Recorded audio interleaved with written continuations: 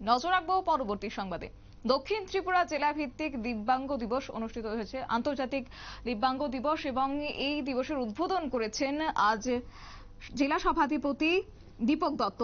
এবং এই বিশেষ দিনটি আমাদের সমাজে দিব্যাঙ্গ ব্যক্তিদের অসীম সাহস, প্রতিভা এবং অবদানের প্রতি সম্মান জানানোর পাশাপাশি তাদের অদম্য শক্তি এবং প্রতিভা পাশাপাশি আত্মবিশ্বাসকে উদযাপনের একটি বিশেষ দিন বলে আজ কার্যত জানিয়েছেন দীপক দত্ত। এবং আজ বিলোনিয়া ব্রজেন্দ্র কিশোর ইনস্টিটিউশন খেলার মাঠে আজ দক্ষিণ ত্রিপুরা জেলা ভিত্তিক আন্তর্জাতিক দিব্যাঙ্গ দিবসের উদ্বোধন। কি রয়েছে বক্তব্য শুনুন। থেকে শুরু করে বিভিন্ন ক্ষেত্রে আমরা অনেকজন দেখি যে আমাদের হাতের কাজের ক্ষেত্রে অনেক দিব্যাঙ্গজন রয়েছেন গ্রাম এলাকার মধ্যে, যারা খুবই ভালোভাবে তারা কাজ করতে পারেন। তাদেরকে উৎসাহিত করে আমরা।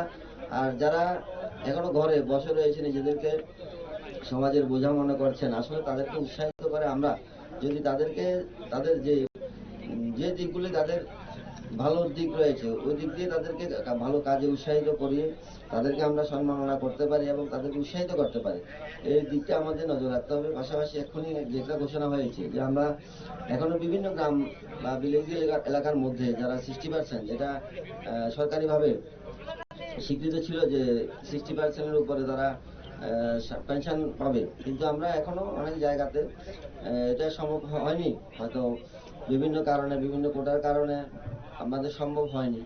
তো আমি এখন সরকারিভাবে এটাকে ঘোষণা দেওয়া হয়েছে।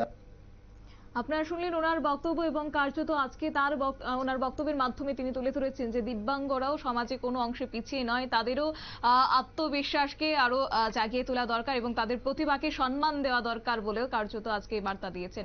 নিয়ে নিচ্ছি ছোট্ট একটি বিজ্ঞাপন বিরতি, সঙ্গে থাকুন।